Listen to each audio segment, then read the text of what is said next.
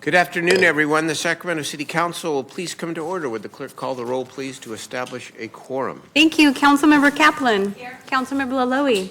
Here. Councilmember Talamantes. Here. Councilmember Valenzuela. Here. Councilmember Maple. Here. Vice Mayor Guerra. Here. Councilmember Jennings. I am here, Madam Clerk. Mayor Pro Tem Vang. I am here too. And Mayor Steinberg. Present.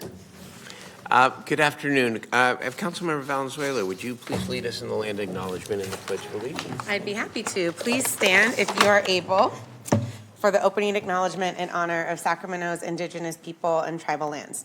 To the original people of this land, the Nisenan people, the Southern Maidu, Valley and Plains Miwok, Patwin Wintun peoples, and the people of the Wilton Rancheria, Sacramento's only federally recognized tribe. May we acknowledge and honor the Native people who came before us and still walk beside us today on these ancestral lands by choosing to gather today in the active practice of acknowledgement and appreciation for Sacramento's indigenous people's history, contributions, and lives. Thank you. Now please salute and pledge. I pledge allegiance to the flag of the United States of America and to the republic for which it stands, one nation, under God, indivisible, with liberty and justice for all. A very good afternoon to everyone, my colleagues, the city staff, most importantly, the members of the public who are here and who are watching on television or online. We begin this afternoon with two special presentations. I want to turn it over to Councilmember Kaplan to recognize National Community Planning Month. Thank you, Mayor. It truly is an honor to recognize our city planning during the National Planning Month, which is the month of October. Urban planning really came about in the early 19th century due to the rising issues of overpopulation, poor sanitation, and pollution. And that's kind of where urban planning, city planning grew. And it was first started, let's move people away from our industrial areas for their health and safety. But unintended consequences, it meant we relied on cars. But here's the thing. What is amazing about urban planning, city planning, is when facts and information become available, we started seeing the changing and the change of what our urban planners looked at cities and how could we bring a mixture together and how could we make our cities a walkable, livable space, but also recognizing the economic requirements that come from really smart, thoughtful, urban planning so that we can have it where people can walk, where they can live and they can have their jobs in core areas and connect our community. So this month really is about celebrating and recognizing the planners in our city, your due diligence. I, being District 1, maybe have a little bit more of an opportunity to work with you, but I know you work equally with all of the council members here in the city. But I have to say thank you for what you do. It truly is a pleasure to have monthly meetings with our city planning staff, but also as the policy geek in me, this is a big year.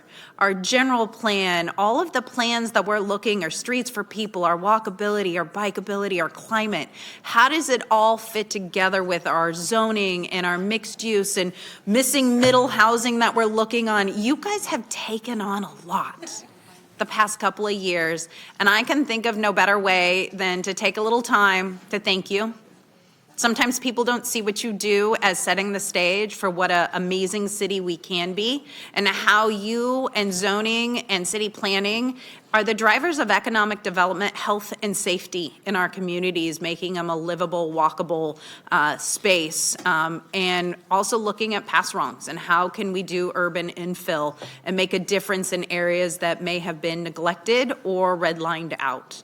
I appreciate your thoughtfulness, your forethought, your constant awareness of how we can make the city better and do things better with limited funding that we have. So keep dreaming big, but I want to say thank you so much for what you do and have the opportunity to recognize you and call up Andrea Villarreal, who is Associate Planner in our Long Range Planning, to say a few words.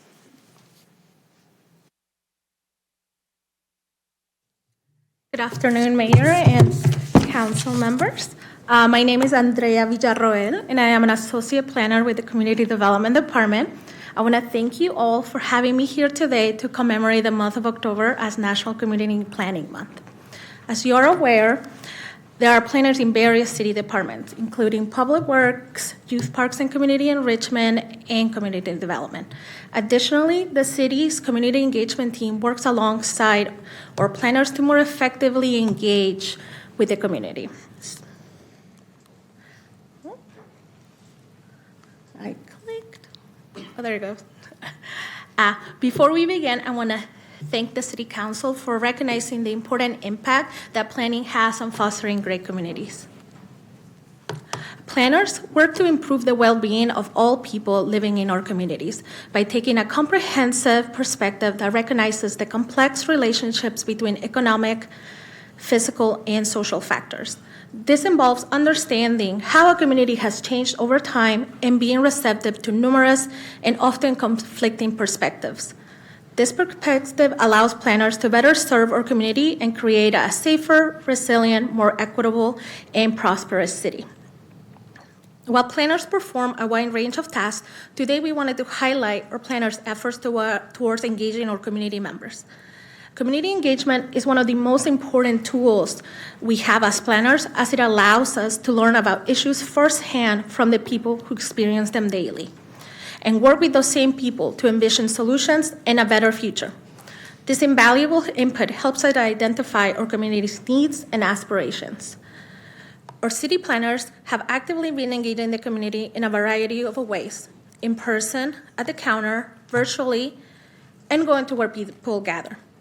In the last year, our planners have approved over 1,000 dwelling units and over 300 ADUs, getting closer to reaching our housing goals. Efforts such as the Streets for People plan, the Missing Middle Housing Study, and the existing building electrification study have had great success at reaching our community to give them an opportunity to provide input and shape these projects. Earlier this year, our Youth Parks and Community Enrichment team reached 600 residents through a survey for the Parks Plan 2040 to receive valuable data regarding parks in the city. The General Plan 2040 Conversations with a Planner series has given community members the opportunity to provide input on how their community will grow and change over the coming decades.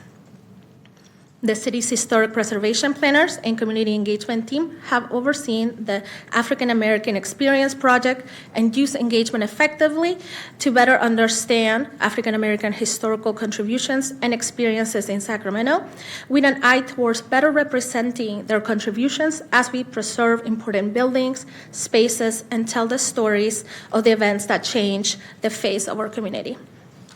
Let us honor October as National Community Planning Month by acknowledging the dedication and hard work of our city's planners.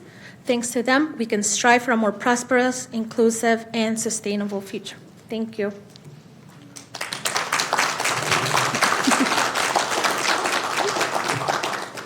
Thank you, Andrea. Oh no, you don't get to walk away. I would love to call anybody in planning within the city to come on up. Got a couple of certificates of recognition, and then because you guys are sweet and you do sweet plans, I've got some sweets for you. Would you like me to bring this? No, I can stay.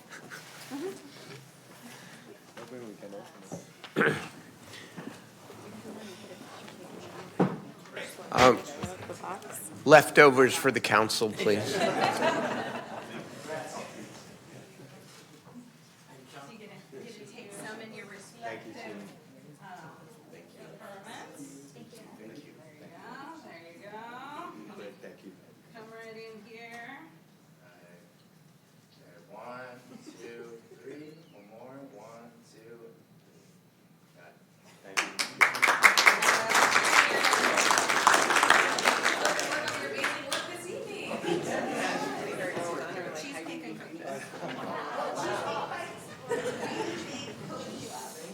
Greg, aren't we supposed to have that meeting in about 10 minutes?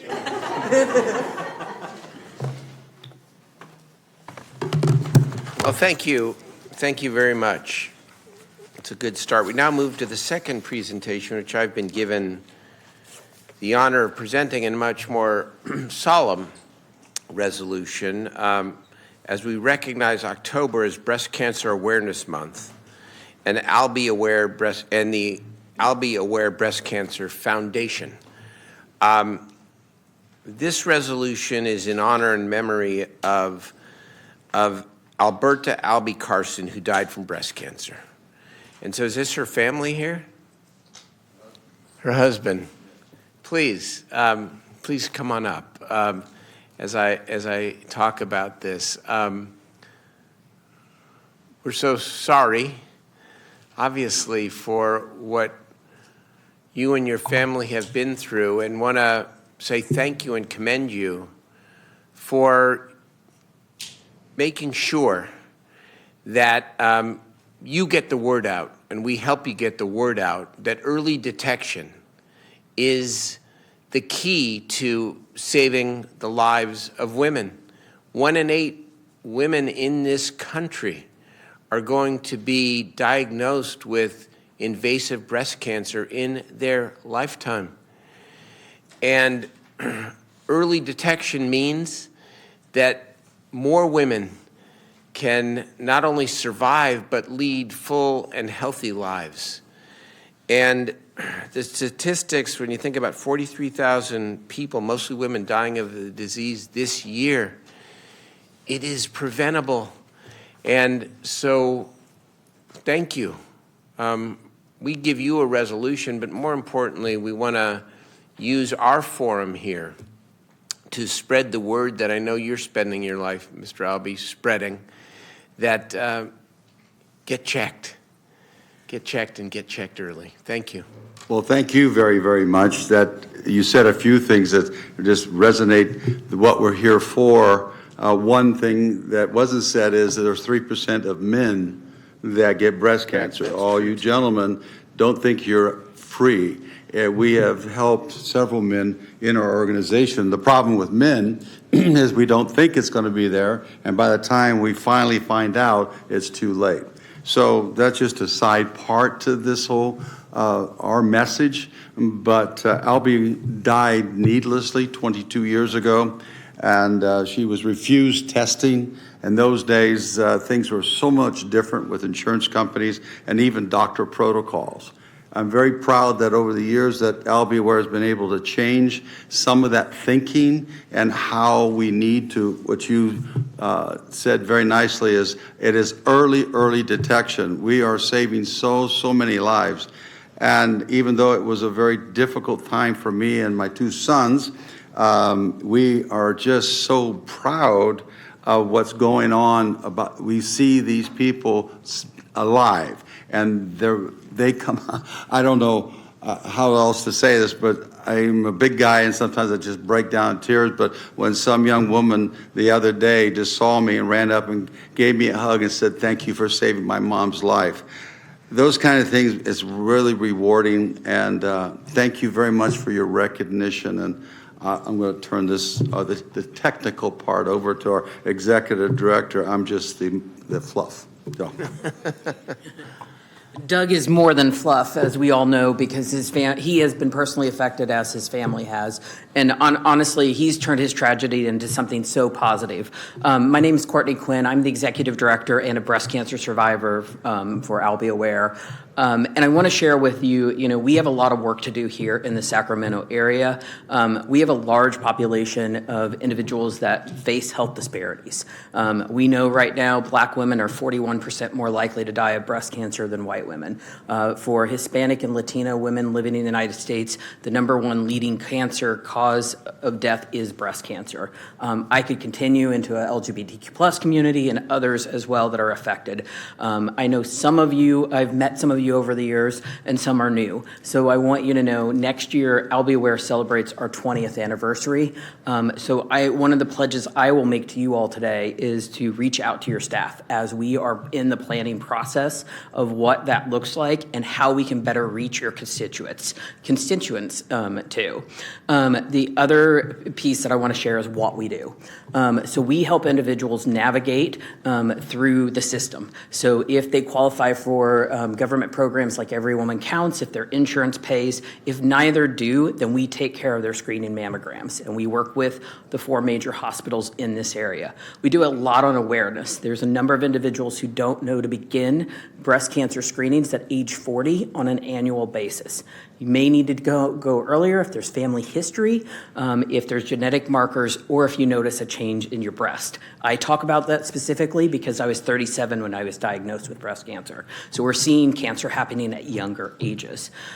We also work with individuals when they're preparing to talk to their families about being diagnosed, or even, we were featured in Time Magazine this year, an article about the 6 things to do when your doctor isn't listening. And so we talk with individuals about what to do. So I want you to know that we are also a resource for you and those that you represent here too.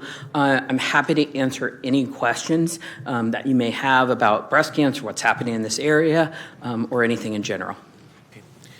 Thank you so much. Councilmember Kaplan? I just want to thank you, Mayor, for bringing this forward, and thank you for being here. My aunt, unfortunately, passed away of breast cancer. It was discovered in her 30s, and she fought valiantly and passed away in her 40s, and runs in our family.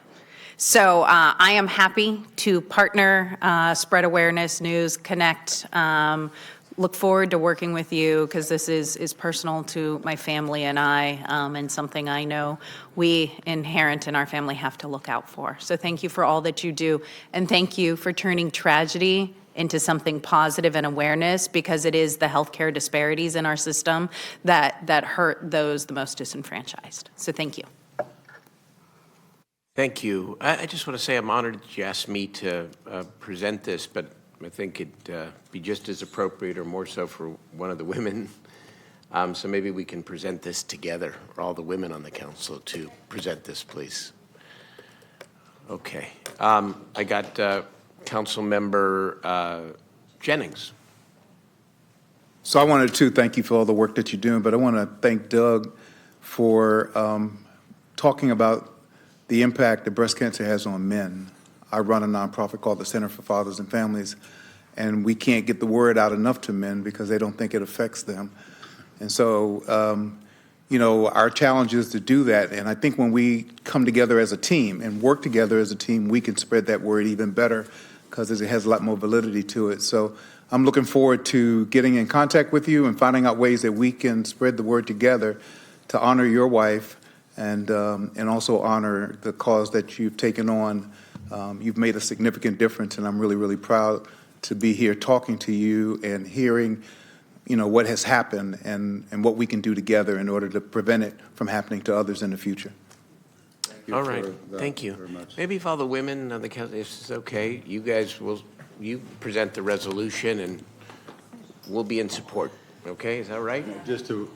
Or not? Councilwoman, Oh. you are being tested. I do have it. You getting I'll just pop tested? down. Let's all pop down. Come on. Let's do it. Let's do it. Make sure that you're tested. Yes, good. We now know that. Yes, we do.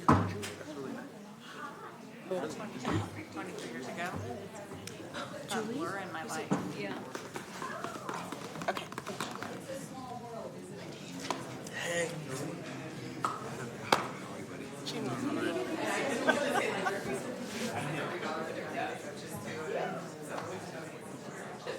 I'm gonna get out of this photo. Sorry, I'm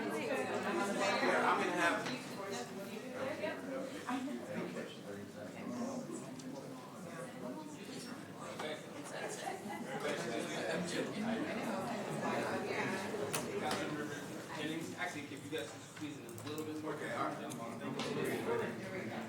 right. And 1, 2, 3. There we go. Perfect. Thank you, guys. I really appreciate it.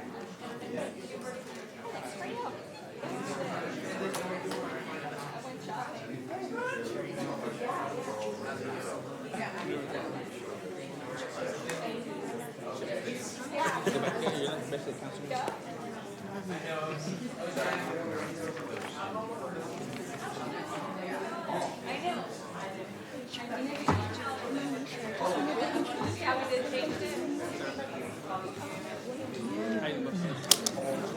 stole the mayor's agenda.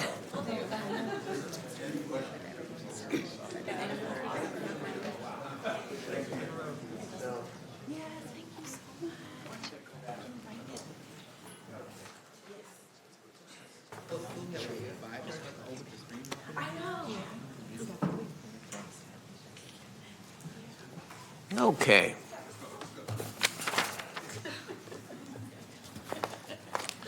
Let us now move to the afternoon consent calendar. We've got two items. Is there any member want to discuss either of the two items? I'll move consent, Mr. Mayor. Moved and seconded, public, And Mayor, I have public testimony. I do have a read to the record. okay? Thank you. So on agenda item number 1, which is the approval of the California Office of Emergency Services, Cal OES Form 130, designating agents necessary to provide all matters pertaining to state and federal pre- and post-disaster assistance. So there's two forms that you're approving this afternoon, and there's a few administrative corrections on that form. For example, Oswaldo Lopez's correct title is Finance Manager, and Rona Mayo's correct title is Senior Accountant Auditor. So I'd like you to approve it as amended and with any other administrative corrections as appropriate. Mr. Mayor, moved as presented by the clerk. Fair enough. Very good. Okay. And I do have one speaker. Okay. I do want to remind members of the public, this meeting is being video streamed and can be viewed live or later on the city's website. Members of the public who wish to address the council should complete a speaker slip, which can be found at the back of the room. Speaker slips need to be turned into the clerk prior to the beginning of each item. We will no longer accept speaker slips after the item begins. You will have 2 minutes to address the council. And so that everyone has the opportunity to address the council, members of the public are asked to observe the rules of decorum. Council rules of procedure outline decorum expected in the chambers and can be found on our website. The copy is in the back of the room and is summarized on the back of the speaker slip. For instance, use of swear words, yelling from the audience, physically threatening conduct, and displays of disrespect are discouraged. The presiding officer will request that a person cease disruptive conduct, and if not immediately stopped, the presiding officer will direct the person to leave the council meeting. So on the consent calendar, I have Ryan Masano on item number 2.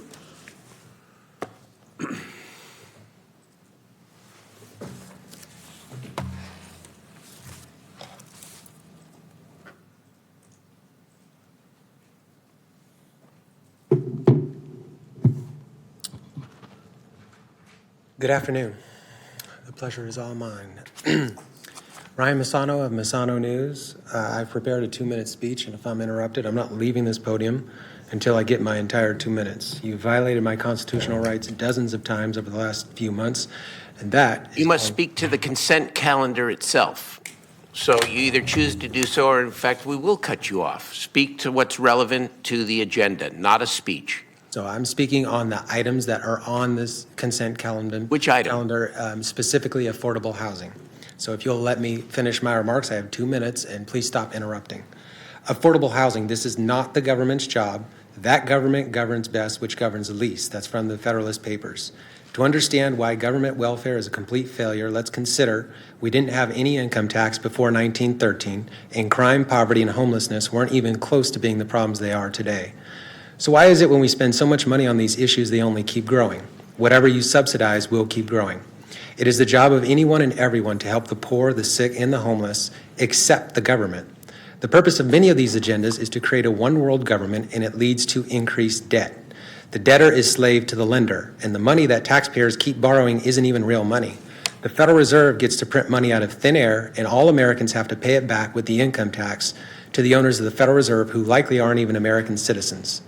So it is in the interest of Sacramento residents and all Americans to oppose welfare, oppose the income tax, which harms the poorest the most. Does anyone in here not realize that affordable housing leads to higher crime and often generational poverty? And the general effect of welfare and affordable housing is significant increases in crime. Why? Because when the government legalized no-fault divorce in 1969 under that actor and charlatan Ronald Reagan as California governor, this encouraged women to leave their husbands. 70% of all divorces are initiated by women. I'm not talking about the legitimate cases of splitting marriages like adultery, which are the minority of Thank divorces. you for your comments. Your time is complete. Mayor, I have no more speakers on the consent calendar. Let us move on. There is a consent calendar. There's a motion and a second. All in favor, please say aye. Aye. Oppose, abstain. Members, without objection, I think we're going to take item 4 before item 3, at the request of staff. And so let us take item 4, which is the approval of the City-County Affordable Housing Plan.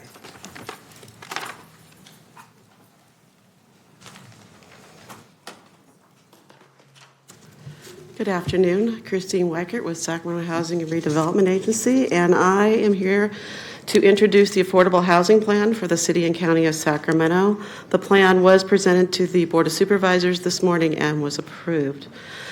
As you recall, oops, I'm sorry, I gotta do this. There. As you recall from our workshop in July, the plan was created in collaboration with the City of Sacramento, County of Sacramento, and Sacramento Steps Forward.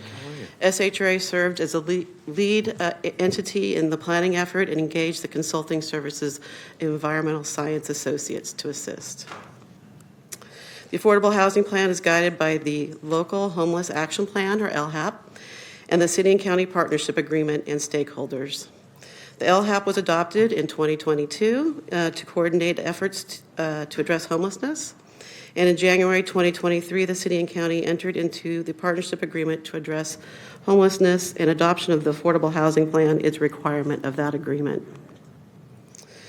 The Local Homeless Action Plan includes 6 strategies to address homelessness: building and scaling of regional coordinated access system, focusing on rehousing, increasing permanent supportive housing, expanding prevention and diversion resources, and investing in community services and delivery capacity, and finally, ensuring adequate behavioral health services. And I'm on the right slide. So the Affordable Housing Plan focuses on strategy 3 of the LHAP, which is increasing permanent supportive housing and rehousing opportunities. We did receive comments from during outreach for the plan on topics such as prevention and managing homeless encampments, and we do want to recognize the importance of those comments, and if they aren't addressed in this plan, they are being addressed in other efforts such as the LHAP. So now I'd like to introduce Shannon Wages to walk us through the Affordable Housing Plan.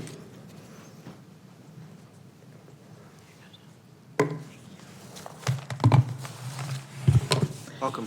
Thank you. Good afternoon. My name is Shannon Wages, and I'm a principal planner with Environmental Science Associates, and we assisted the county and city and SHRA to develop this plan. Let's see here. So this is an important next step in advancing strategy 3 of the LHAP. Increasing, the reality is scarce, affordable housing options for people experiencing homelessness limits the efficacy of the response system as a whole. Increasing permanent housing opportunities will benefit people currently experiencing homelessness, but will also benefit the surrounding community of housed residents, businesses, and neighborhoods. Further, supportive housing solutions are cost-effective approaches to addressing homelessness when compared to the costs associated with an individual experiencing unsheltered homelessness. And we know that, keeping people housed is just as important as building and securing more housing. But as Christine mentioned, prevention and diversion resources are addressed through strategy 4 of the LHAP. Okay, while conducting community outreach for this plan, or stakeholder outreach, valuable input was collected from the community, as Christine mentioned. All of the comments that we received were reviewed and incorporated as applicable within the parameters and schedule of the plan per the City-County Partnership Agreement. The main themes from the feedback included requests for quantitative data, a discussion of funding needs and limitations, connections to the city and county RHNA obligations, or Regional Housing Needs Assessment, strategies to connect providers to the larger response system, and considerations to support underrepresented populations who experience homelessness, including those over 55 and LGBT plus community members. The Affordable Housing Plan was created to advance permanent supportive housing and rehousing solutions in the city and county of Sacramento. In order to accomplish this goal, the plan describes gaps or current unmet needs, measurable targets or goals, and activities related to the permanent supportive housing and rehousing strategies systems.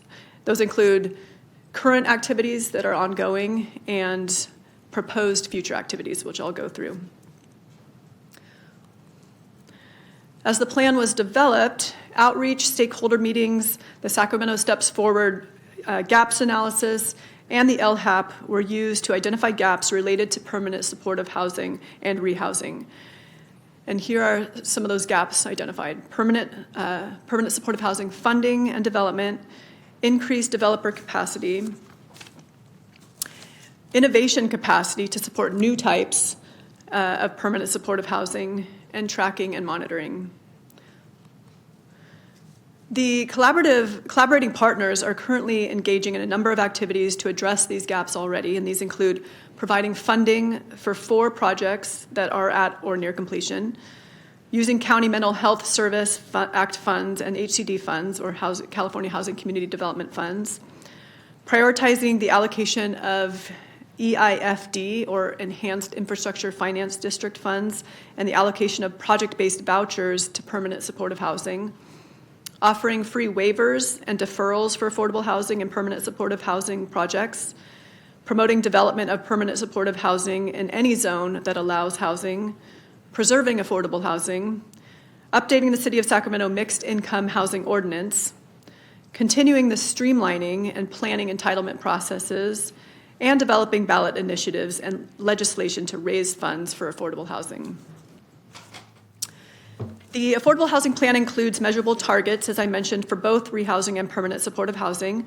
The measurable target for permanent supportive housing, also called priority number 1, is to develop and fund a pipeline of 2,000 units of permanent supportive housing and other affordable units by the end of 2027. The proposed future activities that the plan and collaborators have identified to meet this target and address identified gaps are shown on this slide and include completing zoning code amendments and a plan check process, developing partnerships, identifying and marketing public land for development, establishing a tracking process to monitor the production of new units, coordinating the timing of funding competitions amongst partners, creating or converting a minimum of 300 permanent supportive housing units and 100 new affordable housing units per year for 5 years, and working to obtain additional funding. So it's important to note that this plan is a first step to getting to achieving these targets. The city and county have agreed to continue to work together and report back periodically to report progress on the plan and continue working until these targets are achieved. As I mentioned above or previously, outreach, stakeholder meetings, and existing plans and analysis were used to identify gaps related to rehousing as well.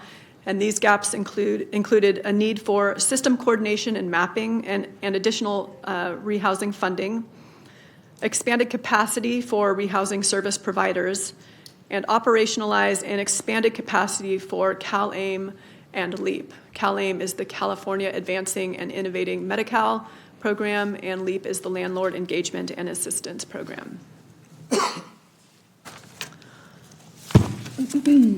So as with permanent supportive housing, the collaborating partners are currently engaged in a number of efforts to advance rehousing.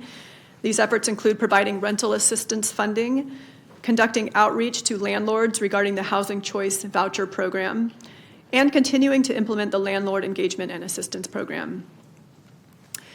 The measurable target for rehousing, or priority number 2, is to develop a pipeline of 1,100 rehousing opportunities by the end of 2027. The proposed future activities that the plan collaborators have identified to meet this target and address identified gaps include establishing service standards and performance metrics, establishing funding levels, developing partnerships, developing a landscape analysis of the current rehousing capacity and future needs, identifying and allocating funding for 29 full-time case managers and 220 rapid rehousing slots per year for 5 years, and designing and piloting a shared housing program. Finally, the Affordable Housing Plan includes opportunities for community members and public officials to stay up to date on the plan's progress. The plan will be reported on as part of the annual SHRA Affordable Housing Progress Report updates. on the activities identified in the city-county agreement, and updates on the activities in the local homeless action plan. And here's how you can continue to ask questions related to the LHAP by contacting info@sacstepsforward.org. And that includes my presentation. We have members from the Sacramento Steps Forward here, Rachel from the city, Yayen and Greg, and also Angel from the county. And just like to thank you for your time, and we're happy to take questions. All right, thank you so much for the presentation. It's very thorough. I guess I'm going to start just if I might ask a question, which is 29 case management slots, 220 supportive housing units per year. Do we have the resources, the infrastructure to be able to deliver on those numbers? I will let Christine or Lachelle talk to that, but yes, these are achievable targets. Achievable, okay. That was, Okay. yeah. All right. We do have some public testimony, and then I have members. Go ahead. Thank you. I have two speakers on this item, Matt McDonald and then Mac Worthy.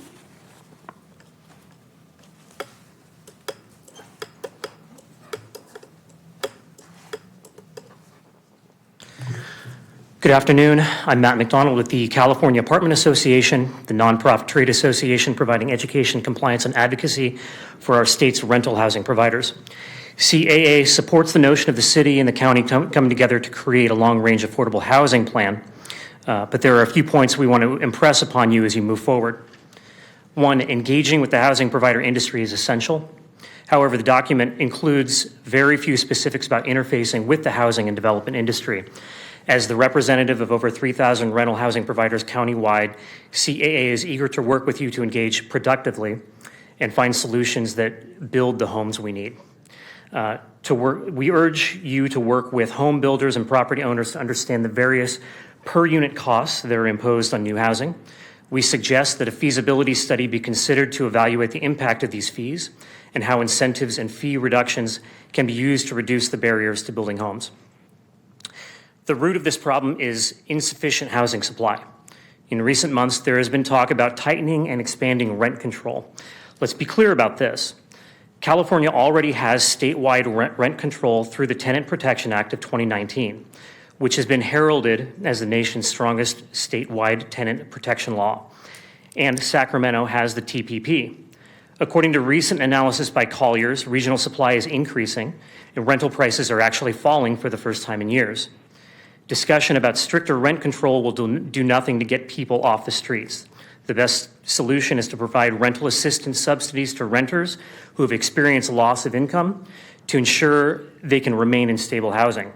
We strongly urge the city and county to abandon any notion of expanded rent control and focus instead on rental assistance, improved permitting, and incentives for new local investment. Thank you for your time. Thank you for your comments. Mac Worthy. Good afternoon, people. I thought we was buying this garbage. So we got right back at it where 20 years or 30 years ago. I've been here since I was 18 years old. I'm 82 years old now. What you are doing is going communist. Nobody get up here and say a moratorium on the amount of property that the state, county, and city own. That's communist. This is not going to help poor folks. 60 movement was row houses. You're going right back to the same thing. Employment, and let the people that have equity in their property build those things, you would have had an income. Go look at some of the housing buildings. The lights stay on outside 24 hours a day. Nobody said a word. These are the things that are killing us. You cannot go with 1% of face value of property. No property in America increased 1% of face value per year. That's the Republican idea. A ceiling on what you can charge for property tax. You're going down the tube. And I had told your mayor when you came in, you was owning bonds and grants. And you're right back at the same thing. Go to the Lake of California City and look at who lobbyists those bills that he passed at the legislature. Right. You're going down the tube. When the developers come in and bought the city, why? Because it fell on his face and federal government moved and the bank promised to guarantee your tax, property tax, and you sold it. And the people, you can't recover with junk bonds. You're going to have to tell people the truth. You can build a house in America if you own the ground and get the prints. You don't need no contractor. A young man sitting here a few weeks ago and said he was a builder. Thank you for your comments. Your time is complete. Mayor, I have no more speakers on this agenda item. Okay. We've got members who are up to speak. Councilmember Valenzuela. Thank you. And I want to thank SHRA and all of the team who's been working on this. It's the first time we've tried to do a cross-jurisdictional affordable housing plan, and I know that's quite a feat in and of itself. So just want to thank you for the work you've done on all of this. And I do, though, want to say one note to the end of your talking points, Christine, because affordable housing is prevention. You know, affordable housing is encampment management. I mean, we have thousands of people in our shelters and on our streets who have income who are never going to compete for market rate apartments. Social Security, you just won't. You need permanent supportive housing if you're disabled. You need permanent supportive housing if you're, over a certain age and can't work. Like, it's just not possible we're never going to build our way out of getting to that level of rent, which is where permanent supportive housing really comes in. And I just also want to say that, and I know my colleagues, some of our colleagues say this a lot when SAC Steps Forward said that for every one person we house, 3 more are losing their housing. This is the answer to the question of why our point-in-time counts have gone up so quickly and so drastically. It's pretty well documented in research across the country and around the world that when you see housing prices go up, particularly rental prices, homelessness increases. It's not a question in most academic circles that these two things are correlated. Maybe not one-to-one. Not everybody who becomes unhoused did it simply because they couldn't make the rent, but it is definitely a contributing underlying factor. And so I have to say all of that because I do think that I want to remind us, and I know SHRA, and thank you for the amendments in the report, because this is a funding constrained report, right? I mean, you are talking about, as was just mentioned in response to the mayor's question, achievable targets. These are the targets that we get if we don't do anything that different. If the funding isn't different, if we don't have any new emergency rent assistance funding, if we don't do any new policies for tenants to protect them from rents they can't afford, if we don't work on acquiring existing units so we can preserve affordability when units are on the market. And yes, no funding for gap financing for affordable housing, but I just have to say what I see is the elephant in the room when I look at this report, and this is no fault of SHRA, this is what you had to do. I mean, we can't manufacture $63 million to make the gap work, and so, but this is really what we would get if we didn't do anything new. And I just need to say that because 2,000 permanent supportive housing units is really nothing. And especially given that it includes projects that are already being built. So Capitol Park Hotel, Central City Studios, La Mancha in District 3, it includes those units in that number. So it's not even 2,000 new units, it's less than that. So we really have to ask ourselves if this is good enough. And again, this is not towards staff at all. And I just want to keep saying that. I don't think SHRA did anything wrong. They're presenting us with a real choice. And in my opinion, the choice in front of us isn't good enough. It's just not good enough. If we say 2,000 more units in the next few years, we will only see homelessness increase. We will only see more and more people flounder in our shelters and on our streets and in our safe camping areas, and that's simply not good enough. So I have to say that and look forward to the discussion on the dais today. And I do, though, want to flag what I think was some really thoughtful comments I got, especially from Sacramento area congregations together about really establishing clear expectations for monitoring and enforcement. How frequently do we report back? What does that look like? Where can the members of the public understand what's being built, what's being done, where we are on these metrics, and what happens if a jurisdiction actually makes a choice to go back on that? Because that is a real thing. We make choices all the time that actually hurt our housing goals, and we don't really hold ourselves accountable to that outcome, that when we don't do certain things or when we choose to do other things, that if it's resulting resulting in less affordable housing units or more people being displaced, that we're actually talking out of both sides of our mouths when we say we really care about this crisis, but we're going to keep making choices that make it worse or don't make it better. So I just want to start by framing that. And just again, thank you to the staff. I'm sure you're not surprised by this because we've talked about this before when you briefed me, and I appreciate that. But like, the status quo isn't good enough. This really is a status quo plan. And I appreciate the articulation of what we think we can do today already with our existing resources, with the existing opportunities to us, but I don't think that's the call that our constituents have given us. So I'll stop there and hear from members of the council. Thank you, Mayor. Very good. Thank you, Councilmember. Vice Mayor Guerra. Thank you, Mr. Mayor. First, do want to thank staff and their work for this. For members of the council, this is the first of a city-county plan, and it was brought out from our conversation as part of our negotiations from the 4x2. This is a product of our city-county conversations to try to address what is a regional issue, not an interjurisdictional issue that's affecting all of us, both prevention and intervention on homelessness. So I think that in its context and just just like the I guess I'll say the first time my oldest son got a hold of a marker and went on the wall, the first is the worst, right? It's not always the best. I think this is great. I think this is the first time that we put this together and moving forward. But it is what I would say is I think the baseline and where we need to go from there.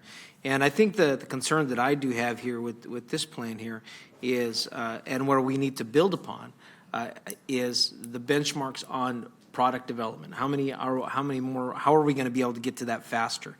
An annual reporting, I don't think is sufficient enough. There was a reason for the council to set aside a housing authority hearing here was before it was part of the overall council. And I do think that we need to figure out in this plan, and maybe staff can answer this, what thoughts have been put in on the mechanisms that are currently in place to make sure this actually happens. And so I think those are and I don't expect there to be a full answer because, again, this is the first time that through the city-county partnership, the 4x2, we create a city-county housing plan. And those mechanisms with two jurisdictions are going to be different. But I think the goal is the same. So maybe if some thoughts on those pieces to actually achieve the plan. Yeah, they're very good questions. We do know that the city-county partnership agreement calls for every 6-month reporting back to both the City Council and Board of Supervisors, and we imagine because this affordable housing plan is actually a product of the City-County partnership agreement, it'll be reported on at that time. In addition, minimally, SHRA would report back annually with our affordable housing plan, but it could be more. And I do think I do think the 2,000 units is actually a little bit of a stretch. It's the dollars we have that we can count on, but we think we had to stretch a little bit. We don't want to just, say for sure what we could do. We want to make sure we could do a little bit more if we can. But I think that having that number and reporting out to you every few months is going to make sure we stay on track or see how we're doing to stay on track. And I appreciate that because even with the LHAP, we have quarterly reporting where we're seeing with that. And I don't want to confuse, I also don't want us to confuse, action for activity. Those two things. We definitely want to see action. We want to see productivity moving forward. So I'd like to, when we do hear a report back, it'd be helpful to understand where are the challenges and where are the opportunity costs in achieving those numbers. The second, I think, is, and the legislature, obviously for this reason, has put in certain restrictions on barriers that produce more housing, more affordable housing, workforce housing, and the most costly of all, which is permanent supportive housing, which we know there are folks in our community who will need the complete wraparound services for the duration of their life. And for that, I think I'd like to see that the next iteration is just working with our own city staff. Our city staff has put together some of those challenges. I'm sure the county is working on that as well, but what are the efforts to address the insufficient amount and supply of housing that we have that's driving, basically the problem with our voucher program, where there aren't enough places and there aren't enough locations that could be used for our vouchers. So I think for the next part of that. And then the last question I think I have for right now is, this evening, the council is going to have a presentation from staff, and maybe you've already done this at the staff level, but how will SHRA incorporate the information of the missing middle housing discussion into the city-county housing plan? Maybe it's already been, you've started that already, but that's happening tonight at the council. I just don't see that explicit in the report here. No, and I'd probably defer to Greg Sandlin a little bit on this, but this report really focused on homeless housing, and I think that while obviously we need a whole spectrum of affordable housing, the missing middle is very important. It really wasn't as much a focus of this plan, but I know it is an important initiative that the city's undertaking. And maybe just a little to be focused on that, because of our missing middle, we've seen that downward pressure happen where folks who were even in motels or even what other type of multifamily housing units have been pushed out as well because of that. And so I do think that is an important component. So maybe Greg, I don't know if you have some thoughts on that. Afternoon, Mayor, members of the council. Greg Sandlin, Planning Director. I'd say with tonight we're looking at preliminary recommendations for missing middle.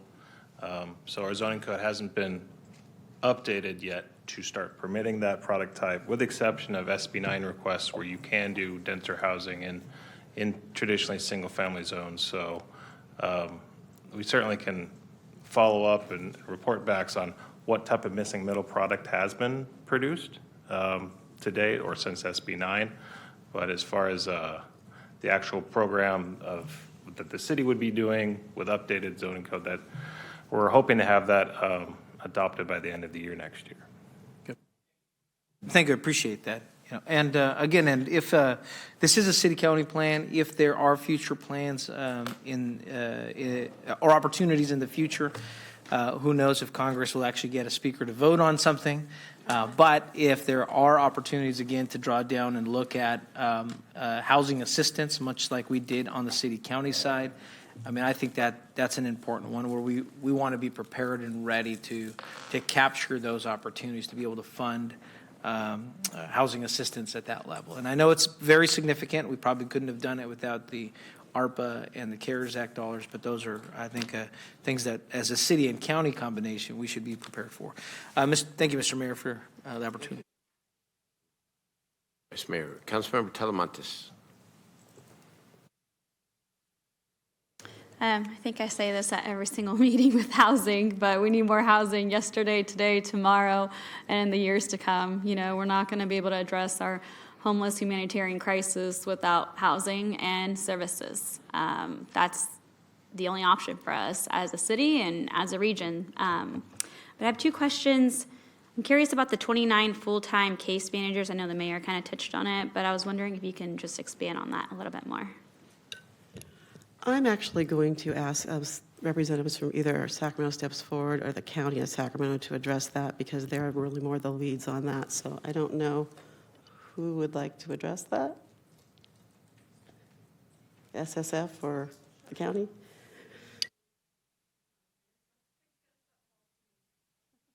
Thank you.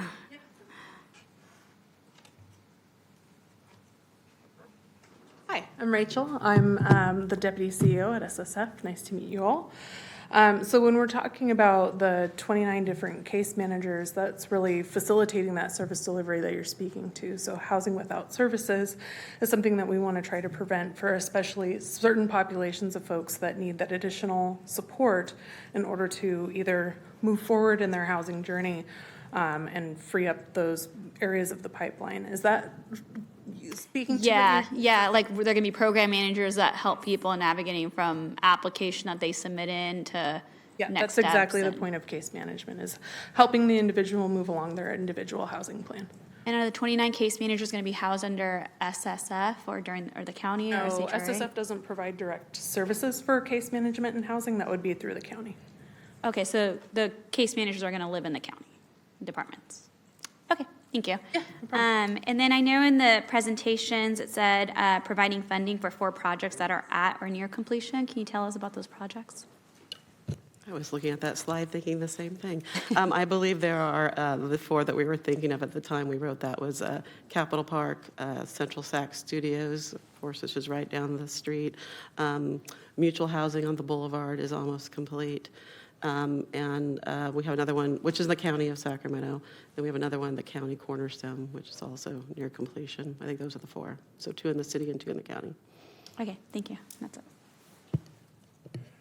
All right. Councilmember Maple was accidentally knocked off the board. Thank you, Mayor. Might have been a technical error. I'm not always the best with technology, but thank you very much, and really just want to thank you both and your whole team for this report. I know it's been mentioned before, it's not easy to do something that's regional. We all coordinate together, we don't often always share the same ideas. We want the same things typically, we don't always agree on how to get there. So I think this is a really good combination of all of those ideas and thoughts, and really truly, I would say the most important issue to my constituents when on the campaign trail, without a doubt, for the need for housing that people can afford was the number one thing that I heard from folks, whether that's keeping the housing that they're in or finding housing that either exists or needs to be built. And so I hear that loud and clear from my residents every day. And I got a lot of really great feedback from our constituents on this plan. One question that I did get was there was a graph on there around the cost per unit. So that's around $540,000 according to the graph. And I know there's a lot of reasons why that, I think that's for the permanent supportive housing. And there's a lot of reasons for that, right? Including that it's required by law that there be supportive services. I know that there's requirements from the state and the federal government. I'm just kind of curious from a very broad level perspective, how much of that 540 number is stuff that's required by the state or the federal government, or things that are outside of our control factors, like the actual cost of supplies, because it seems to me that that's a very high number. It is not all construction, the construction costs, you're correct, Councilmember. I mean, a lot of it is related to, there is the construction aspect of it, but a lot of the costs are associated with the operational costs that you have to set aside up front. Maybe there's an operating reserve you have to put in place, because while the projects often have project-based vouchers associated with them, and that will pay for the property management, you have to realize these properties are have 24/7 property management, so it's even more than the average affordable housing project. They also have very intensive case management, so usually we see one case manager for every 15 or 20 residents. If there are county funds, MHSA funds in a project, they'll help pay for a few of those case managers, but for the most part, the project is paying for those case managers. So a lot of what you're seeing here is not just the construction, but it's ensuring the long-term operations are funded and can continue on for, a couple decades minimum.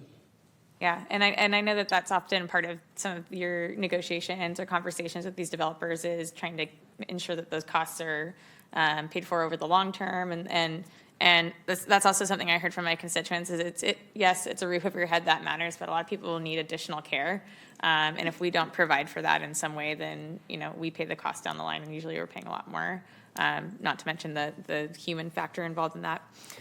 Overall, I thought this was a really great plan. I heard loud and clear from some of my colleagues that, and from you, that 2,000 units, but those units are within the realm of what we have, right? This is what's possible with the current funding and policies that we have in place. And appreciate that. And so I think what I would be really interested in moving forward is, could we add a section or other resources in here that talk about what's possible if we had other strategies in place? For example, if we were to go after more funding from the federal government, if we were to change certain policies, and you're the experts here, not me, I'm assuming what are some of the challenges to that, or if we all got together and we created we instructed our city lobbyists to go after as much funding as possible, which I know that we do, but just kind of what's possible if we were to change things, because I see what's possible with the current funding sources. And then I'm also really interested in, are there other barriers besides funding? So could we, for example, put together a legislative strategy that tries to address some of those changes at the state level that might exist, or at the federal level? All of that is complicated and it takes time, but I think it's worth having the conversation. So once we enshrine it, we know that we have something to work towards. That would, because I know that it's not just funding. Funding is the biggest factor in building this, in building the housing that we need. But I think if we can kind of look holistically at what are the challenges that we have, and then put a plan in place to try to address those, that would be helpful for me, and I think some of my constituents as well, to wrap their heads around this. But just really want to thank you for your work. And I meant to mention this at the top, but I'll end with it, that I also really appreciate how much time you spent meeting with stakeholders. So not just me and all of my colleagues, you met with me more than once on this topic, but also our community organizations, constituents, folks from all walks of life. So I think that made it a really good plan, and we're just going to, after a few tweaks, it'll be perfect. So thank you. Thank you. Councilmember Kaplan. Thank you, Mayor. Thank you so much. I mean, we know that the most successful and affordable housing projects usually address the specific needs of our local residences, which means we're trying to match the building specifications to the challenges while respecting and giving dignity, and there is not one slot or box that we can check that matches the needs of our local residences. So that has to be varied as we look at our unhoused and the housing population. I think the city of Sacramento and our partners do a good job planning. We got some great plans. What I would love to see is how are we truly going to implement? We've talked about the next steps, what we need. What are concrete steps that we need? If funding is a barrier, how much funding? How much do we need to accomplish to get there? I want to thank you for answering as much as possible.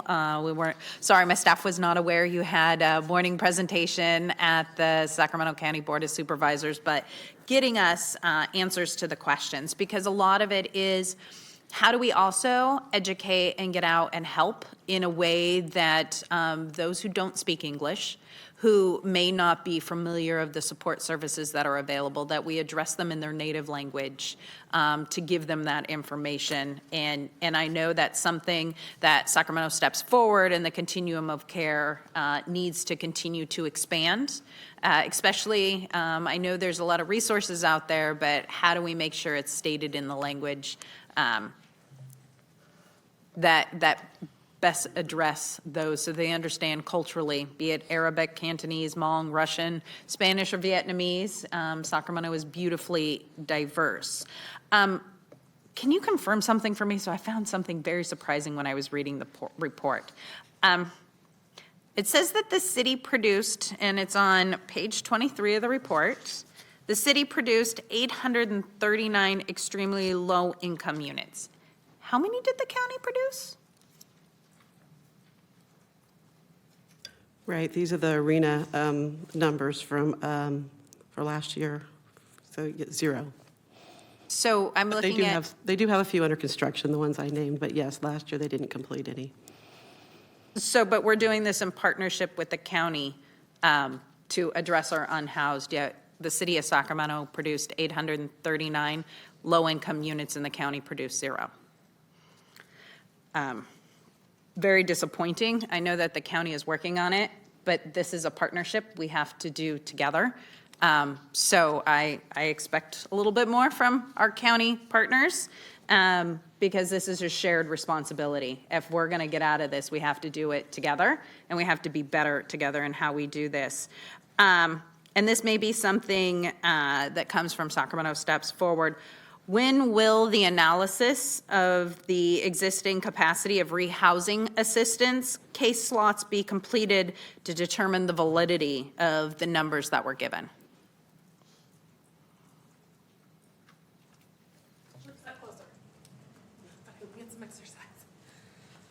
That should be completed by November. So what are we going to do with those numbers once we get them? So the next round of funding that's coming out for HAP 5 focuses on affordable housing. And so that number is going to really help us identify, and rehousing. And so that number is going to help us identify the gaps so that we can incorporate it into the new regional housing plan. That's a follow-along from the LHAP. And so is that a number that we're going to look at annually? Because for the decision-making that we need, you know, I'm a data girl. Sure. Need the data to understand what those next steps are. And are we seeing a difference? Because again, we keep talking about for every one we rehouse, 3 are entering homelessness. So we need the data of why, who, what, when, where, and is rehousing working and why? Is that what the data is going to be starting to show us? Absolutely. I'd say we're equally curious, right? Just the way that you're curious about the data and why these things are the way they are. SSF is also, and the continuum of care is also equally curious about those numbers. We really want to be able to drill down into why the gaps occur, what we can do differently. Are those points of data racially equitable? How are we moving along that work in a way that is actionable, has a reason behind it, and that we can point to progressive change so that we can say a year from now, hey, take a look at what some of the actions that we worked on together have actually produced. And then one of the things that we've been talking about, and as was part of our agreement, was coordinated access. When do you anticipate the county to implement and put in all of their numbers so that we can have real data on coordinated access? I think that's by December. By December, okay. I don't know if this is you or not, but in regards to our vouchers, are there approximately 13,000 vouchers which may be used to rent apartments or single-family homes available out there? I think that's Yes, that is correct. It's about 13,700, but. And I know prior discussion was the issue of finding affordable housing, or not even affordable housing, but finding rental markets, landlords that would be accepting that. Is that part of what we're looking at in our plan of how do we expand how the vouchers can be used and the amount of people signing up? Absolutely. One of the things that we have found is by having navigators assist our homeless individuals, they have a much higher success rate than people who have a voucher and don't have the access to those resources. So that is a part of the coordination and the effort with the county as well through their landlord engagement program. And we're also doing more education, more outreach to landlords as well about the program, how it works, especially when you start to look at, you know, how much the voucher actually pays. I think there's misinformation in terms of exactly how much the voucher pays, which varies based on the jurisdiction or where you live within the city or county. I would heavily encourage, we have a new representative for the apartment association, reaching out and meeting with them to see if there can be a way to educate their owners and have people sign up as another way for making sure that those vouchers can be completely used so we get people rehoused if possible. In fact, we do actually meet with the apartment association and have outreach. We have had a few meetings already, and we're looking to have more consistent meetings. Okay, thank you. And then lastly, on page 19 of the report, it says for federal funding, Sacramento Steps Forward receives $26.745 million for operations, support services, rental housing for permanent supporting housing projects. Overall, when we're looking at resources currently allocated annually to permanent supportive housing, it looks at city, county, state, and federal funding. How do I know how that $26 million is being used? A lot of that funding is really transparent in the continuum of care meetings that we have. It's also part of our annual funding process for the Notice of Funding Opportunity for HUD, which recently closed up. We are happy that that part of our season is over. But then we also strategize around the local homelessness action plan, and all these data points that you're drawing on help inform that strategy. So as we develop scoring tools, as we work with our review and rank committees, we want to make sure that we're highlighting and we're strategizing the types of housing that need to be funded so that we're not funding housing opportunities that aren't what we need in our community, so that we're prioritizing appropriately. But some of that funding, all of those funding allocations are taken through a community feedback process and a transparent ranking in order to make those funding decisions. And thank you. I ask a lot of these questions because we're heading into a space of potentially looking at what we cut and downturn in funding and needing as much data as possible to understand what programs are working, where is it successful, where is it not, where are we spending money and getting no outcome, or we're spending money and getting nothing from it. Because it really is about how do we build and find the gap or build more projects like Ascent, which is on the calendar for a public hearing after this, that is building units at only $350,000 a unit versus the average of over $500,000. So we need to look at things a little differently and how we do that, and needing data of what's being successful, the more we can get, I would highly encourage. Thank you. Thank you. All right, thank you. Councilmember Laloie? Thank you very much, Mr. Mayor. First of all, I want to thank the staff for that wonderful presentation. Thank you so much. Just a few questions and a few asks. I know we get this report on an annual basis. Is there any way that we could potentially just get a summary on quarterly basis of what's going on, what's in the pipeline, so we can kind of see what's coming up, both from SHRA and steps forward? I think, you know, when I hear $26 million in federal funds coming in, I like to know exactly how that money is getting divested for these issues. So that's one.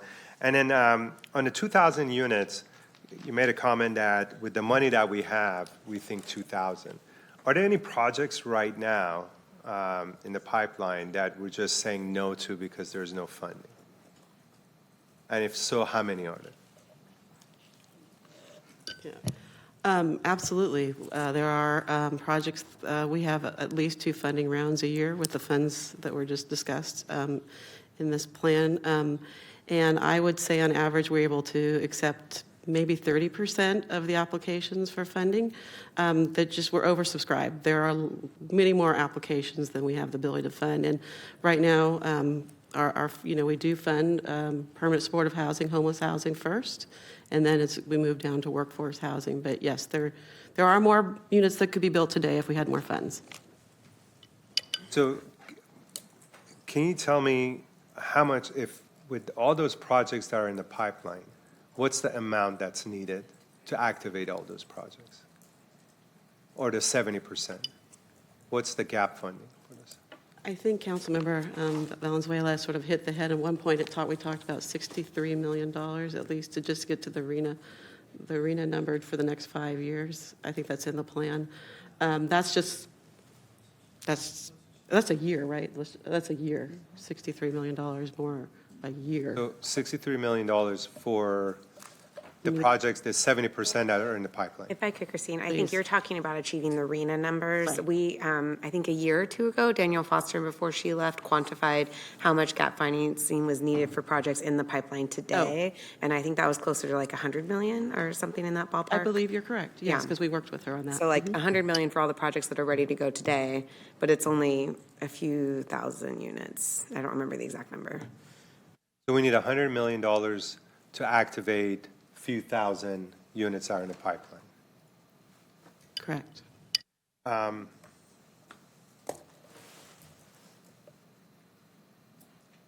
then you kind of pointed out that the 550,000 is construction and operation costs, that it's calculated. Typically, what I'm seeing with developers of low-income housing, they manage their facility as well. So my question is, wouldn't the operating costs be covered with the rent that's being collected on a monthly basis, considering it's a lower rent, but it's almost a guaranteed rent, because again, it's coming from SHRA. So what happens to that monthly rent that the developers collect? So for workforce affordable housing developments, that is true, because the rents they're charging are maybe 50 to 60% of area median income. And so those rents typically can support the operations of that development, and maybe even support some debt, so a bank loan somewhat. For your homeless housing, the residents have zero rent, most of the rent's coming from the vouchers, and just the operating costs are just so much higher. Again, we talked about, you have 24/7 desk coverage, there's going to be security, there's resident services, there's case management, there's just a lot more staffing of these developments that the rents absolutely do not cover everything, and so that's part of the ongoing costs. Thank you. All right, thank you. Great conversation, really important. I mean, this is a foundational document, and thank you. And it needs to evolve and grow. I would encourage everyone to really pay special attention to page 18 of the report, because that tells the story of our challenge here. When you look at how projects are funded, 40% is through state funds that we have pretty ready access to, No Place Like Home and the Affordable Housing Sustainable Communities Program and the Multifamily Housing Program. And then the other 20% is local funding that we don't have, largely. And so the challenge for us is, how do we compete for even more of that first 20%? And then secondly, how are we going to get a permanent source of funding for affordable housing in the city and the county?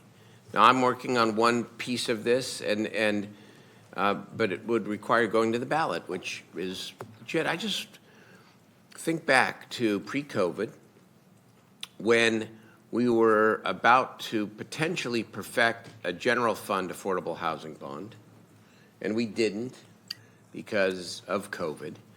And I know we've got tremendous stressors on our city's general fund and red ink, and I get all of that. And yet, the City Council at its workshop has identified affordable housing as one of our top 2 priorities.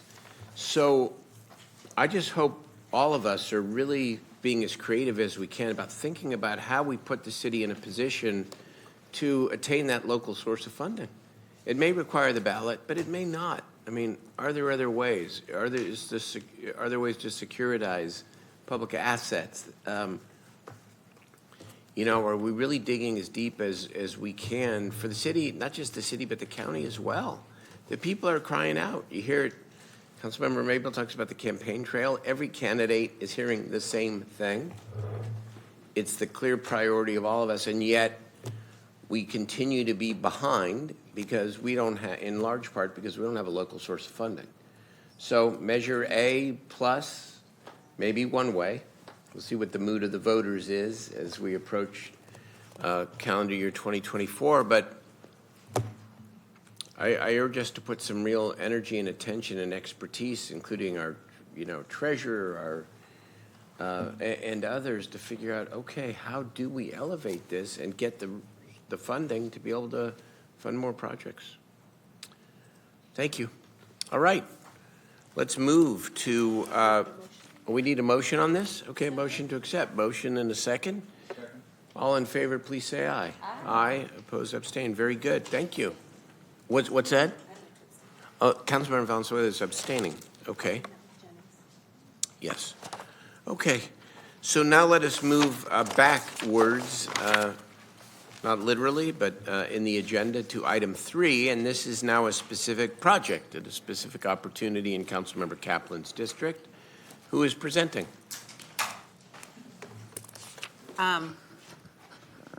Christine, and then I'm sure we have Ascent is here as well to answer any questions and provide some overview. Okay, good afternoon again. Christine Weichert, SHRA. This is an overview of a Tax Equity and Fiscal Responsibility Act, or TEFRA, public hearing for the development of St. Anton Ascent and approval of issuance of tax-exempt bonds by California Public Finance Authority, or CalPFA. As background, SHRA's multifamily and mortgage revenue bond policies adopted by the City Council authorize the Housing Authority to issue mortgage revenue bonds within the City of Sacramento. The bonds provide below market rate financing for income qualified multifamily developments, and as the issuer, SHRA ensures the necessary due diligence, financial feasibility, property management, and on-site services. SHRA confirms adequate property management oversight, performing annual on-site inspections of units, common areas, resident files, and services. And monthly bond reports are also submitted and reviewed. Additionally, SHRA provides direct technical assistance to ensure projects succeed in meeting affordable requirements. SHRA's policies state that under limited circumstances, other issuers are allowed to issue bonds within the city of Sacramento, and all SHRA's affordable requirements and procedures apply to projects that utilize other issuers. St. Anton has requested that Cal PFA, a statewide bond issuer, rather than the Housing Authority, issue the bonds for St. Anton Ascent, but regardless of the issuer, the TEFRA hearing must be held. The purpose of the hearing is to provide an opportunity for the public to express their views on the possible tax-exempt bonds that are provide a public benefit. With Cal PFA as the issuer of the bonds, SHRA will not have the obligation or authority to monitor the projects, and they will it'll eliminate SHRA's ability to conduct compliance visits, investigate resident concerns, or replace property management. According to the developer, and they are here tonight, their decision to request Cal PFA be the issuer was based on three things. One, Cal PFA only requires 10 hours of resident services for 15 years, whereas for a project this size, SHRA requires 20 hours of services for 55 years. Second, Cal PFA does not have minimum construction standards, and for this project, SHRA standards call for solid surface countertops rather than proposed laminate countertops, and SHRA requires 12 washers and dryers versus 9. And lastly, Cal PFA monitoring fee is lower by approximately $5,450 annually than SHRA's fee over 55 years and at present value. In addition, SHRA's one-time issuance fee is approximately $8,800 higher than Cal PFA's fees when other SHRA fees are taken into consideration.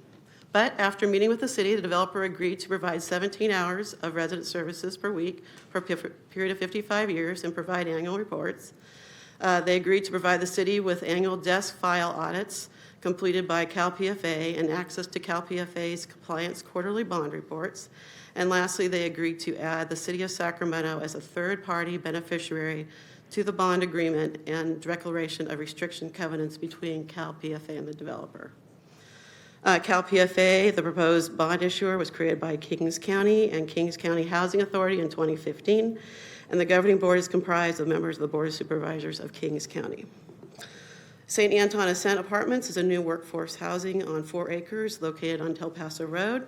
The project includes 5 garden-style walk-up buildings with 120 units, comprised of 1, 2, and 3 bedrooms, and 1 manager's unit. The units will be restricted to 30 to 70% of area median income. Amenities include a community building with kitchen, fitness center, playground, swimming pool, bike storage, and resident service space. The developer and property manager is St. Anton, and Pacific Housing will provide resident services. Lastly, this item was presented to the Sacramento Housing and Redevelopment Commission on October 18th. The commission voted against the TEFRA and issuance of the tax-exempt bonds by Cal PFA with a vote of 5-3 with 2 absences. 2 of the 3 commissioners who voted yes stated they were doing so almost under duress and with apprehension. Comments commissioners requested that we share included they encouraged developers not to take this approach. The process seemed a way to lessen the monitoring by SHRA, and there could be a loss of local control, oversight, accountability, and fiduciary responsibility. That concludes my presentation, and I'm available to answer any questions you have about the TEFRA.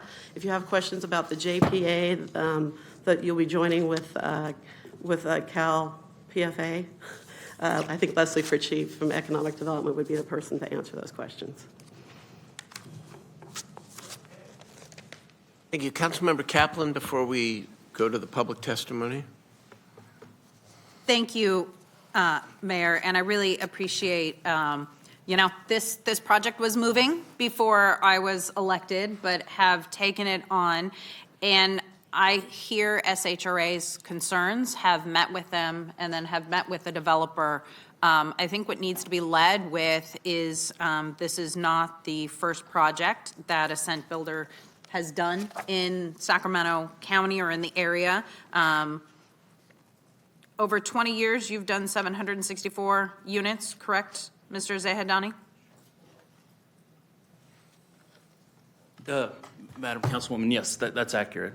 And I have more information if you'd like me to go through the slides. And just want to confirm that this project is not accepting any money from the city of Sacramento. That's correct. There's no direct subsidy from the city of Sacramento. And is it correct also that we're building it at $355,000 per unit?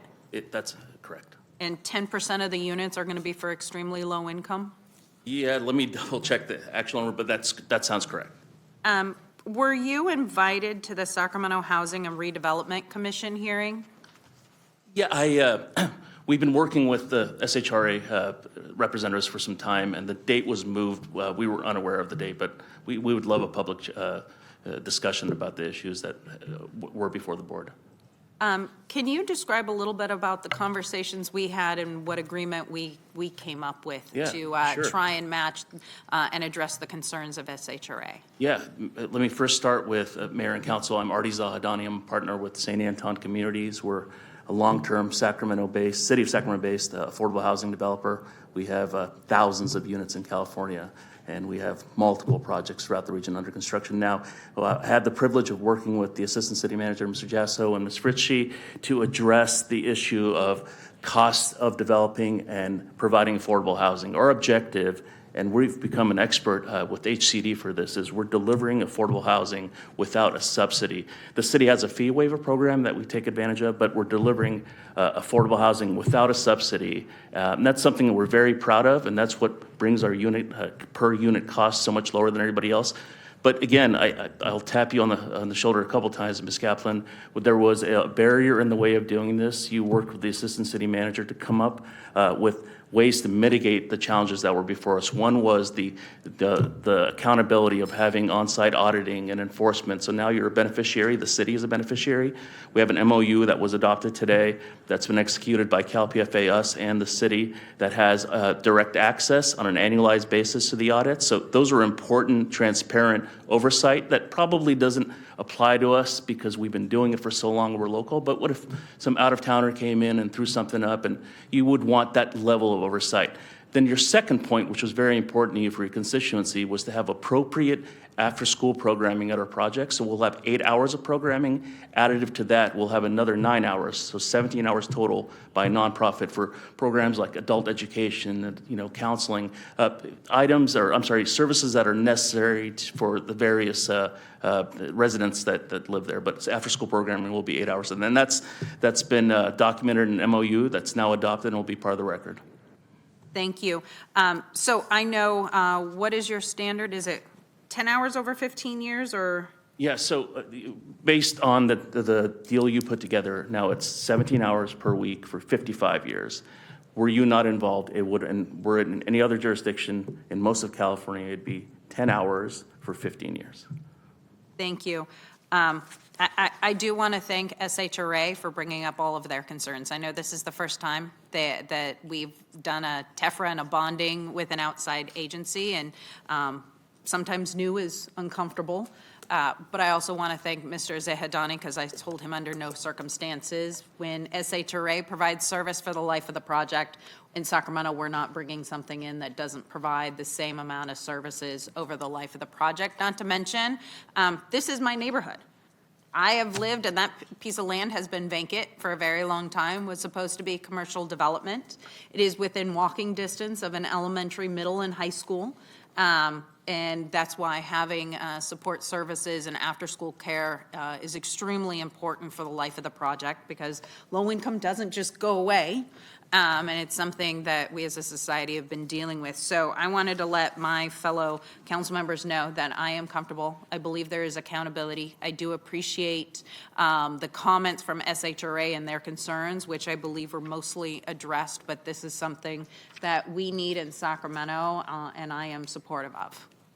Very good, thank you. Let's hear from the... I'll open and close the hearing for the purposes of making a motion. And a motion? Yes, and a motion. Okay, let's hear from the public testimony. Thank you, Mayor. I have two speakers, Ryan Misano and Mac Worthy. Okay, thank you. Mac Worthy?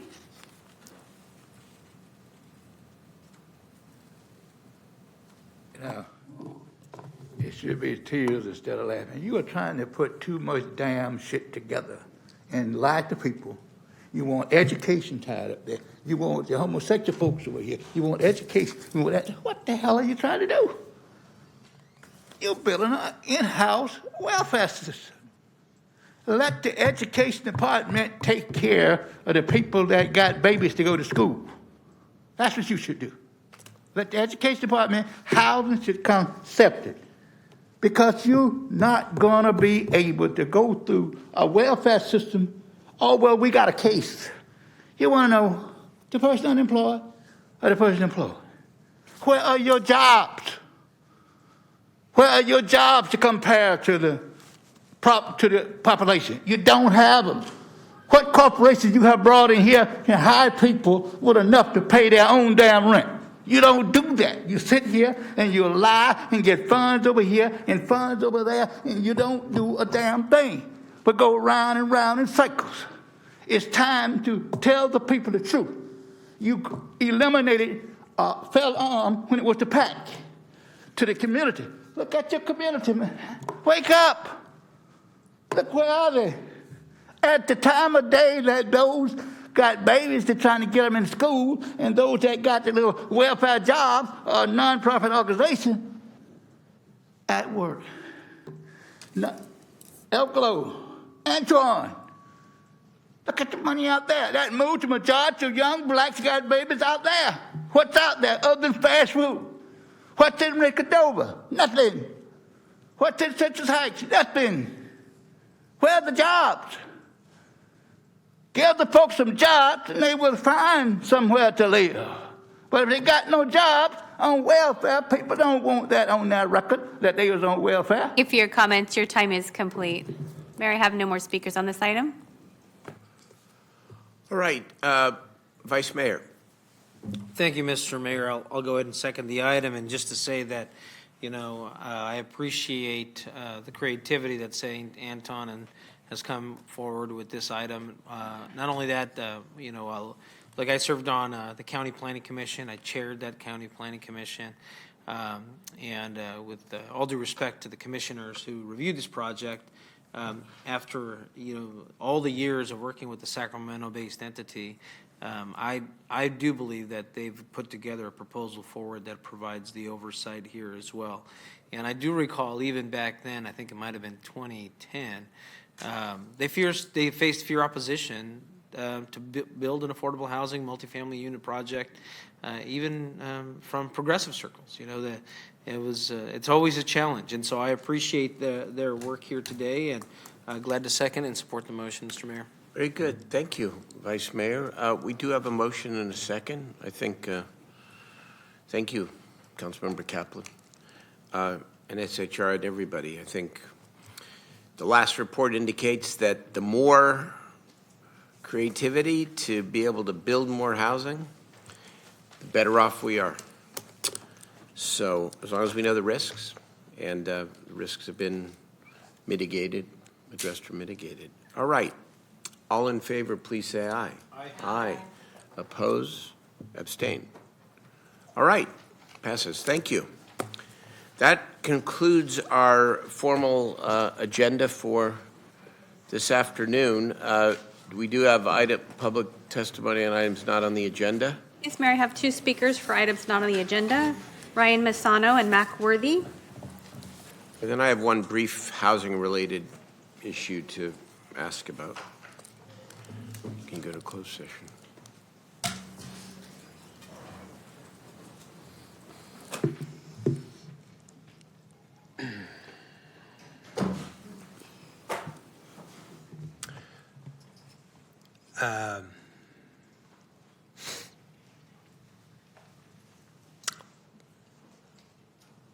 I want to talk about the Talmud. That is related to what we see going on in America today and in the Middle East. And since I never came across that in school and didn't see it in the library, and the media never talks about it because it's controlled by the people who follow it, I think it's interesting to know exactly what's in there. I think a lot of us need to know what's in there because it does affect people's attitude toward us. It's actually dangerous to talk about. Sanhedrin 59A, a goy. Now, what is a goy? A goy is a sheep or a cattle that is controlled. That's what a goy is. A goy, Gentile, that's me, who pries into the law, Talmud, is guilty of death. So what that means, and I have experienced unprecedented hatred and threats of violence since I came up here and started talking. And you can tell from her attitude that what I'm saying is absolutely true because she doesn't even look at me as a human being. I am simply an anti-Semitic in her eyes. That's pretty amazing. I actually called her and she would not talk, but she'll sit here and disrespect me. I'm going to talk about any council member. Full council. No. Every council member is subject to criticism, including you. If you don't like that, resign and let somebody else take your place. This is what public discourse is about. That's what it's about. You have to sit there and take it. If you don't like it, I'll take your place, and anyone who criticizes me, I'm coming back. You can't do it because you don't have the truth on your side. So that's Sanhedrin 59A. Libre Davids 37. To communicate anything to a goy about our religious relations would be equal to the killing of all Jews. For if the goyim knew what we teach about them, they would kill us openly. That's in the Talmud. Thank you for your comments. Your time is complete. Our next speaker is Mac Worthy. Mr. Worthy. Mr. That's Worthy, it. That's it, you're done. your time is complete. You got your 2 Mr. minutes. Worthy?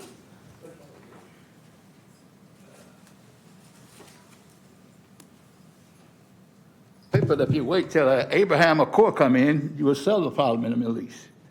You can't sell it by line or religious. That's blood fighting blood. Ishmael, the baby that Abraham had by his maid. That's who they are. They got as much right there as anybody else. Mayor, if you could, when we first come here and talk about this, you call us Nazis because I associate with this guy. All you had to do is to say, look, off records, we sit down and talk to you. Who was Germany fighting in 1933? That's all he asked.